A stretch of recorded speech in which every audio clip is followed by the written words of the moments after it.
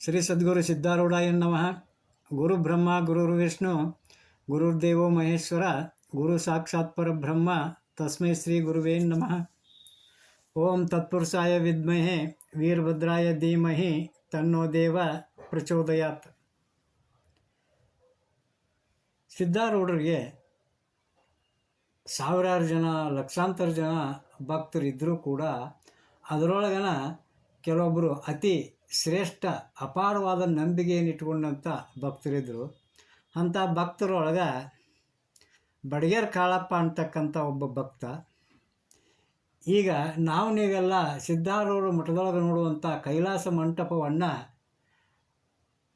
ತಯಾರು ಮಾಡಿದಂಥ ನಿರ್ಮಾಣ ಮಾಡಿದಂಥ ಕುಸರಿ ಕೆಲಸಗಳನ್ನು ಮಾಡಿದಂಥ ಈ ಬಡಗೇರ ಕಾಳಪ್ಪ.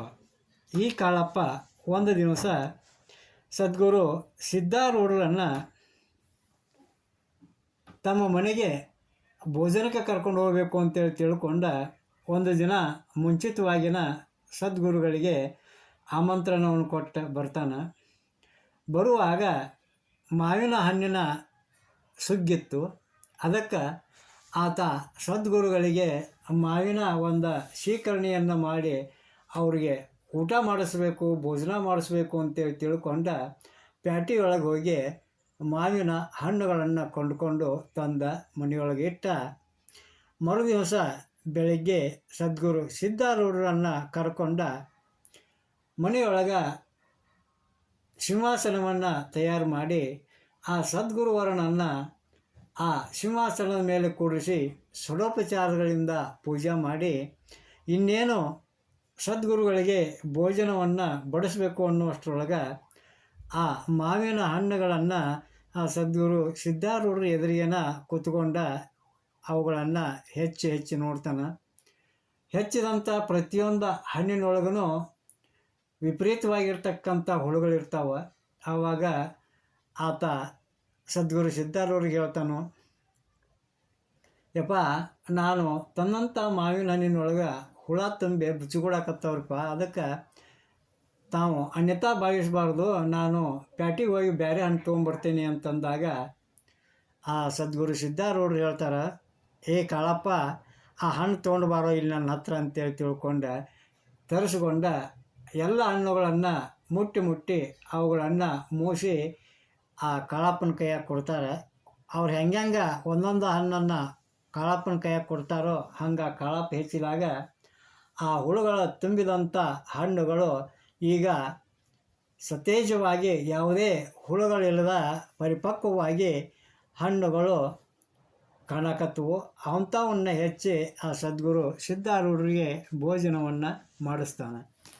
ಹಂಗೆ ಹುಬ್ಬಳ್ಳಿಯೊಳಗೆ ಇನ್ನೊಬ್ಬ ಭಕ್ತಿದ್ದ. ಅದು ಯಾರಪ್ಪ ಅಂತಂದ್ರೆ ತುಕ್ಕಪ್ಪ ಅಂತೇಳಿ.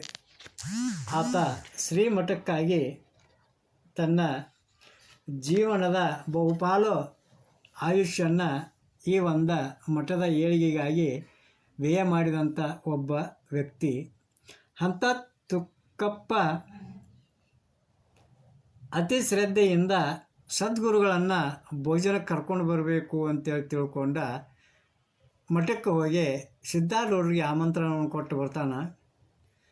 ಬಂದ ಮನೆಯೊಳಗೆ ಅಲ್ಲಿ ಪರಿಸ್ಥಿತಿ ಏನಾಗಿರ್ತೈತಿ ಅಂತಂದ್ರೆ, ಅವನಿಗೆ ಇರುವಂಥ ಒಬ್ಬ ಗಂಡ ಮಗ ತೀವ್ರವಾಗಿರ್ತಕ್ಕಂಥ ರೋಗದಿಂದ ಬಳಲ್ತಾ ಹಾಸಿಗೆ ಹಿಡಿದಿರ್ತಾನೆ. ಎಷ್ಟೋ ವೈದ್ಯೋಪಚಾರ ಮಾಡಿದ್ರೂ, ಎಷ್ಟೋ ದುಡ್ಡನ್ನು ದವಾಖಾನೆಗೆ ಹಾಕಿದ್ರೂ ಅವನಿಗೆ ಆರಾಮಾಗೋದಿಲ್ಲ. ಅವನ ಸ್ಥಿತಿ ಎಲ್ಲಿಗೆ ಬಂದಿತ್ತು ಅಂತಂದ್ರೆ, ಇನ್ನೇನು ಇವತ್ತೋ ನಾಳೆಯೋ ಆತ ಸಾಯ್ತಾನೋ ಅಂತಕ್ಕಂಥ ಒಂದು ಅಧೋಗತಿ ಅವನಲ್ಲಿ ಆಗಿತ್ತು. ಆವಾಗ ಅದೇ ಸಮಯದೊಳಗೆ ಸದ್ಗುರು ಸಿದ್ಧಾರೂಢರನ್ನು ಕರ್ಕೊಂಬರಬೇಕು ಮನೆಗೆ ಅಂತೇಳಿ ತಿಳ್ಕೊಂಡು ನಿರ್ಧಾರ ಮಾಡ್ತಾನೆ. ಆವಾಗ ಆ ತುಕ್ಕಪ್ಪ ತನ್ನ ಮಗನಾದ ಹನುಮಂತನಿಗೆ ಹೇಳ್ತಾನೆ, ಇವತ್ತ ಮನೆಗೆ ಸದ್ಗುರು ಸಿದ್ಧಾರೂಢರು ಬರೋರು, ಆ ಟೈಮ್ದಾಗ ನೀನು ಅಳೋದು ನೆಳ್ಳೋದು ಕಿರ್ಚಾಡೋದು ಮಾಡೋಕೆ ಹೋಗ್ಬೇಡಪ್ಪ. ಗಪ್ ಚಪ್ ನಿನಗೆ ಎಷ್ಟೋ ನಿನ್ನ ಶರೀರದೊಳಗೆ ತ್ರಾಸ ಐತಂದ್ರೂ ಹಾ ಹೂ ಅನ್ನೋದಂಗೆ ಗಪ್ ಚುಪ್ಪ ಮಲಗಿ ಬಿಡಬೇಕು. ಒಟ್ಟ ನಿನ್ನ ಬಾಯಿಂದ ಯಾವುದೇ ಥರದ ಒಂದು ಶಬ್ದ ಹೊರಡಬಾರ್ದು. ನೀನು ಇವತ್ತಿಲ್ಲ ನಾಳೆ ಸತ್ರೂ ಚಿಂತಿಲ್ಲ ನನಗೆ, ಆದ್ರೆ ಸದ್ಗುರುಗಳು ಬಂದಾಗ ನಿನ್ನ ಈ ಒಂದು ನರಳಾಟ ಚೀರಾಟ ಅವ್ರ ಕಿವಿಗೆ ಬೀಳಬಾರ್ದು ಅಂತೇಳಿ ಕಟ್ಟಪ್ಪಣೆ ಮಾಡಿದಾಗ ಅವನ ಹೆಂಡತಿ ತುಕ್ಕಪ್ಪನ ಹೆಂಡತಿ ತಾಯಿಯ ಹೃದಯದಿಂದ ಸಂಕಟ ಪಟ್ಟುಕೊಂಡ, ಇಂಥ ಮಗಗ ನೀವು ಚಲೋ ಹೇಳ್ತೀರಿ, ಆದ್ರೆ ಆ ಸದ್ಗುರುವಿನ ದಯಾ ನಮ್ಮ ಮ್ಯಾಲೆ ಇರಲಿ ಅಂತೇಳಿ ತಿಳ್ಕೊಂಡು ಅಳಕ್ಕೆ ಚಲೋ ಕಳ. ಆವಾಗ ಆ ತುಕ್ಕಪ್ಪ ಹೆಂಡತಿಗೆ ಸಿಟ್ಟಿಗೆ ಹೇಳ್ತಾನೆ, ನೀ ಏನು ಸಿದ್ಧಾರೂಢರನ್ನ ಕರ್ಕೊಂಡು ಬಂದ ಪೂಜಾ ಮಾಡಿ ಅವ್ರಿಗೆ ಭೋಜನ ಮಾಡಿಸ್ಬೇಕು ಅನ್ನೋ ವಿಚಾರ ಐತು ನಿನ್ನ ತಲೆಯಾಗ, ಏನು ಮಗನ ಪರಿಸ್ಥಿತಿ ಹಿಂಗಾಗೈತಿ ಅಂತೇಳಿ ಅವನ ಮುಂದೆ ಕುಂತ ಅಳಬೇಕಂತ ಮಾಡಿ ಅಂತೇಳಿ ತಿಳ್ಕೊಂಡ ಆತ ಸಿಟ್ಟಿಗೆದ್ದಾಗ ಆ ತಾಯಿ ತನ್ನ ಮಗನ ಪರಿಸ್ಥಿತಿಯನ್ನು ನೋಡಿ ಸಂಕಟ ಪಟ್ಟುಕೊಂಡ ಹೊಟ್ಟೆಯೊಳಗೆ ಕಸಿವಿಸಿ ಆಗ್ತಾ ಇದ್ರೂ ಕೂಡ ಅದನ್ನು ಮರೆತ ಸದ್ಗುರುಗಳ ಸೇವಾ ನಾನು ಮಾಡ್ತೀನಿ ಅಂತೇಳಿ ತಿಳ್ಕೊಂಡ, ನನ್ನ ಹತ್ತದ್ದು ಮಹಾ ಅಪರಾಧ ಆಯಿತು, ಅವ ನಾಳೆ ಸತ್ರನೂ ನಾ ಏನು ಅಳೋದಿಲ್ಲ ಅಂತೇಳಿ ತಿಳ್ಕೊಂಡ ಆ ಹೆಣ್ಮಗಳು ಏನು ಮಾಡಿಳು ಅಂದ್ರೆ, ಸಿದ್ಧಾರೂಢರು ಮನೆಗೆ ಬಂದು ಹೊಳ್ಳಿ ಹೋಗೋ ಮಟ ಅವನ ಮ್ಯಾಲೆ ಒಂದು ದಪ್ಪನ ಕಂಬಳಿ ಮುಚ್ಚಿಬಿಟ್ಲು. ಅಲ್ಲಿ ತನ್ನ ಮಮತೆಯನ್ನು ನಿರಾಕರಿಸಿ ಸದ್ಗುರುವಿನ ಸೇವೆಯಲ್ಲಿ ನಿರತ ಅಕ್ಕಳು. ಆವಾಗ ಸದ್ಗುರುಗಳು ಅವ್ರ ಮನೆಗೆ ಬರ್ತಾರೆ. ಬಂದಾಗ ಎಲ್ಲ ಜನಸಮೂಹ ಸೇರಿರ್ತೈತಿ. ಸೇರಿದಾಗ ಆ ಸದ್ಗುರುಗಳು ಮುಂದೆ ಅವ್ರ ಶಿಷ್ಯರು ಕೀರ್ತನವನ್ನು ಮಾಡ್ತಿರ್ತಾರೆ. ಆ ಕೀರ್ತನವನ್ನು ಮಾಡುವಂಥ ಟೈಮ್ದೊಳಗೆ ಈ ಹಾಸಿಗೆಯೊಳಗೆ ಕಂಬಳಿ ಹೊದ್ದು ಮಲಗಿದಂಥ ಹನುಮಂತಪ್ಪ ಮೆಲ್ಲಗೆ ಕ್ಷೀಣದನಿಯೊಳಗೆ ಆತನಿಗೆ ಶಕ್ತಿ ಅನ್ನುವಂಥದ್ದು ಏಟೇಟು ಇದ್ದಿದ್ದಿಲ್ಲ. ಇನ್ನೊಂದು ಗಳಿಗೆಗೋ ಇನ್ನೊಂದು ತಾಸಿಗೋ ಸಾಯುವಂಥ ಸ್ಥಿತಿಯೊಳಗೆ ಅವನ ಶರೀರ ಅಶಕ್ತಿಯಾಗಿ ಹೋಗಿತ್ತು. ಅಂಥ ಅಶಕ್ತಿಯಿಂದನೇ ಆತ ತನ್ನ ಮನಸ್ಸಿನೊಳಗೆ ಸದ್ಗುರು ಸಿದ್ಧಾರೂಢರ ನಾಮಸ್ಮರಣೆಯನ್ನು ಮಾಡ್ತಾ ಇದ್ದ. ಅದು ಯಾರಿಗೂ ಕೇಳೋದು ಹಿಂಗೆ ಆ ಕೀರ್ತನ ಸಭೆಯೊಳಗೆ ಸಿಂಹಾಸನದ ಮೇಲೆ ಕುಂತಂಥ ಸದ್ಗುರು ಸಿದ್ಧಾರೂಢರು ಕೀರ್ತನವನ್ನು ಕೇಳೋದನ್ನು ಹೇಳೋದನ್ನು ಬಿಟ್ಟ ಆ ತುಕ್ಕಪ್ಪನ ಕರ್ಕೊಂಡ, ನಡಿ ಹನುಮಂತ ಎಲ್ಲಿದಾನಲ್ಲಿ ನಾನು ಕರ್ಕೊಂಡು ಹೋಗು ಅಂತೇಳಿ ಅಂದಾಗ ಸದ್ಗುರುನಾಥ, ಯಪ್ಪ ಇದು ಕೀರ್ತನ ನಿನ್ನ ಪಾದ ಪೂಜಾ ಭೋಜನ ಮುಗಿಲಿ ಆಮ್ಯಾಗ ಅವನ ಹತ್ರ ನಿಮ್ಮನ್ನು ಕರ್ಕೊಂಡು ಹೋಗ್ತೀನಿ ಅಂದಾಗ, ಇಲ್ಲಪ್ಪ ನಾನು ಈಗಿಂದೀಗ ಅವನಂತೆ ಕರ್ಕೊಂಡು ಹೋಗ್ಬೇಕು ನೀ ಅಂತೇಳಿ ಅವನು ಒತ್ತಾಯಪೂರ್ವಕವಾಗಿ ಅಲ್ಲಿ ಕೀರ್ತನ ನಡೆಯಾಕತ್ತಿತ್ತು. ಸದ್ಗುರು ಸಿದ್ಧಾರೂಢರು ಆ ತುಕ್ಕಪ್ಪನ ಕೈ ಹಿಡ್ಕೊಂಡ ಹನುಮಂತನಂತೆಗೆ ಬರ್ತಾರೆ. ಹನುಮಂತನಂತೆಗೆ ಬಂದಾಗ ಹನುಮಂತ ಚೀನವಾದ ದನಿಯೊಳಗೆ ಸದ್ಗುರು ಸಿದ್ಧಾರೂಢ ಎನ್ನಮಃ, ಸದ್ಗುರು ಸಿದ್ಧಾರೂಢ ಎನ್ನಮಃ ಅಂತೇಳಿ ನಾಮಸ್ಮರಣೆಯನ್ನು ಮಾಡ್ತಾಯಿದ್ದ. ಆವಾಗ ಅಲ್ಲಿ ಹೋದಂಥ ಸದ್ಗುರು ಸಿದ್ಧಾರೂಢರು ಅವನಿಗೆ ಮುಚ್ಚಿದಂಥ ಕಂಬಳಿಯನ್ನು ತೆಗೆದ ನೋಡ್ತಾರೆ. ಆತ ತನ್ನ ಕ್ಷೀಣವಾದ ದನಿಯಿಂದ ಸದ್ಗುರುಗಳ ನಾಮಸ್ಮರಣೆಯನ್ನು ಮಾಡಕತ್ತಿದ್ದ.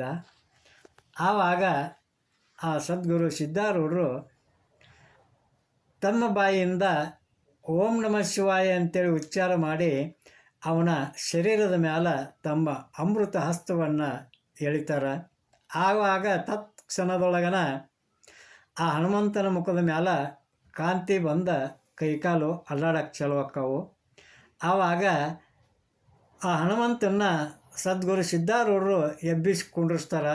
ಆವಾಗ ಆ ಸದ್ಗುರುವಿನ ಸ್ಪರ್ಶದಿಂದ ಅವನ ಮೈಯೊಳಗೆ ಶಕ್ತಿ ಬರೋಕ್ಕೆ ಪ್ರಾರಂಭಕ್ಕತಿ. ಆವಾಗ ಈ ಒಂದು ದೃಶ್ಯವನ್ನು ನೋಡಿದಂಥ ತುಕ್ಕಪ್ಪನಿಗಾದರೂ ಸಾಕಷ್ಟು ಆನಂದಕ್ಕತಿ. ಅಲ್ಲದ ಆತನ ಹೆಂಡತಿ ಸಹ ಅಲ್ಲಿಗೆ ಓಡಿ ಬಂದ ತನ್ನ ಮಗ ಸದ್ಗುರು ಸಿದ್ಧಾರೂಢರ ಕೃಪೆಯಿಂದ ಆರಾಮಾದದ್ದು ನೋಡಿ ಅವಳಿಗೆ ಅತೀವಾಗಿರ್ತಕ್ಕಂಥ ಆನಂದ ಸಂತೋಷ ಒಮ್ಮೆಲೆ ಆಗಿ ಸದ್ಗುರು ಸಿದ್ಧಾರೂಢರ ಪಾದಗಳನ್ನು ಗಟ್ಟಿಯಾಗಿ ಹಿಡ್ಕೊಂಡ, ಹೇ ದಯಾಳು ದೀನೋದ್ಧಾರಕನಾಗಿರ್ತಕ್ಕಂಥ ಹೇ ಸದ್ಗುರುವೇ, ನಮ್ಮ ಸಂಕಟದೊಳಗೆ ನೀ ಪ್ರಾಪ್ತಿ ಆದಿಪ್ಪ. ಈ ನಿನ್ನ ಪೂಜಾ ಸಮಯದೊಳಗೆ ಎಲ್ಲಿ ಇವನು ಪ್ರಾಣ ಹಾರಿ ಹೋಗ್ಕತ್ತೀವಿ, ಎಲ್ಲಿ ಇವನು ಸಾಯ್ತಾನೋ ಅಂತೇಳಿ ತಿಳ್ಕೊಂಡು, ಎಲ್ಲಿ ನಿಮ್ಮ ಪೂಜಾದೊಳಗೆ ವಿಘ್ನ ಬರ್ತೈತಿ ಅಂತೇಳಿ ತಿಳ್ಕೊಂಡು ನಮಗೆ ಭಾಳ ವ್ಯಥೆ ಆಗಿತ್ತು. ಆದ್ರೆ ಕೃಪಾಳವಾದ ನೀನು ಬಂದ ಕಾರ ಎಲ್ಲ ವ್ಯಥೆಯನ್ನು ಚಿಂತೆಯನ್ನು ದೂರ ಮಾಡಿದಪ್ಪ. ನಿನ್ನನ್ನು ನಾವು ಎಷ್ಟು ಪ್ರಾರ್ಥಿಸಿದರೂ ಕಡಿಮೆ